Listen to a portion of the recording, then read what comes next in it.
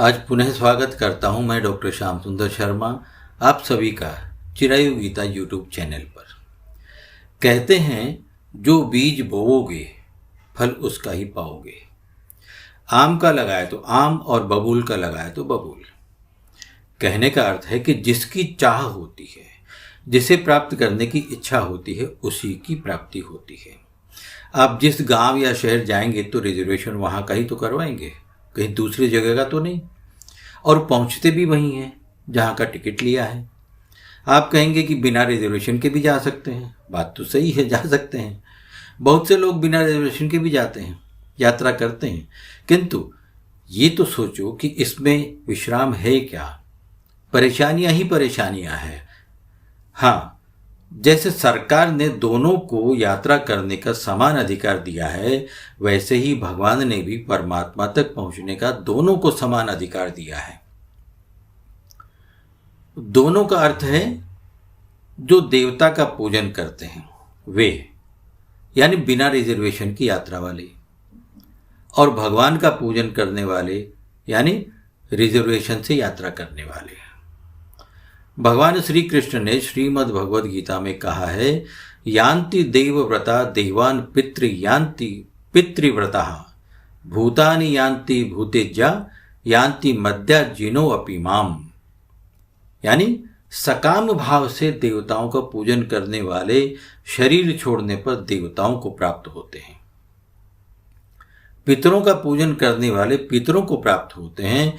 भूत प्रेतों का पूजन करने वाले भूत प्रेतों को प्राप्त होते हैं। परंतु मेरा, यानी भगवान स्वयं कह रहे हैं कि परंतु मेरा पूजन करने वाले मुझे ही प्राप्त होते हैं। वैसे अगर देखा जाए तो सब कुछ एक ही है, सब कुछ भगवान का ही स्वरूप है।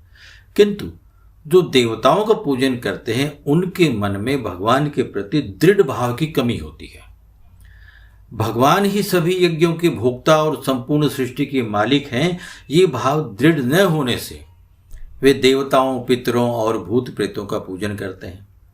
तो जिसकी जैसी श्रद्धा वैसा ही उसका फल। वास्तव में जो भगवान के अतिरिक्त अन्य किसी की सत्ता को मानकर उसे मानते हैं, उसका उद्धार नहीं होता। वह श्रेष्ठ लोकों में जाकर पुण्य प्राप्त किया हुआ, किंतु वहां जब पुण्य समाप्त हो जाता है तो पुनः लौटकर इस संसार में आता है। अगर सभी जगह परमात्मा है और फिर उसकी उपासना की जाए तो मनुष्य को आनंद ही आनंद की प्राप्ति होती है, उसकी उन्नति होती है, उसका विकास होता है। इंद्र, चंद्रमा आदि की उपासना से श्रेष्ठ फल के रूप में श्रेष्ठ लोकों की प्राप्ति तो होती है, किंतु वहां से पतन होना निश्चित है, इसमें दो राय नहीं। वहां पहुंचकर मुक्ति नहीं होती। मनुष्य जिसकी उपासना करता है वह वैसा ही बन जाता है। और शास्त्रों में भी कहा गया है कि भंवरे की कल्पना करते करते कीड़ा भी भंवरा बन जाता है, और मनुष्य के साथ भी वैसा ही होता है। धन का चिंतन करने वाला मनुष्य धन के समान जड़ हो जाता है, भाव शून्य हो जाता है। स्त्री का चिंतन करने वाला मनुष्य स्त्री समान व्यवहार करने लगता है, उसके हाव भाव, उठना बैठना स्त्रियों जैसे हो जाते हैं। देवताओं से अपने भोगों की प्राप्ति होती है, किंतु वे नाशवान हैं।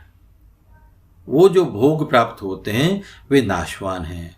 पितरों से प्रसन्नता, वंश वृद्धि, सुख की प्राप्ति होती है उनके पूजन से, किंतु वे भी नाशवान हैं, वे भी समाप्त हो जाते हैं। क्या? सुख, वंश वृद्धि, प्रसन्नता, ये सब समाप्त हो जाते हैं।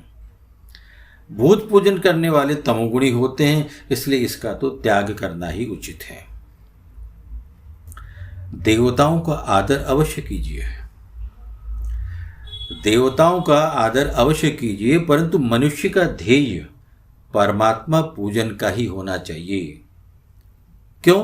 क्योंकि मनुष्य जीवन मुक्ति का द्वार है। तो जो भगवान का पूजन करता है वह भगवान का ही हो जाता है। जय परमेश्वर, जय सर्वेश्वर।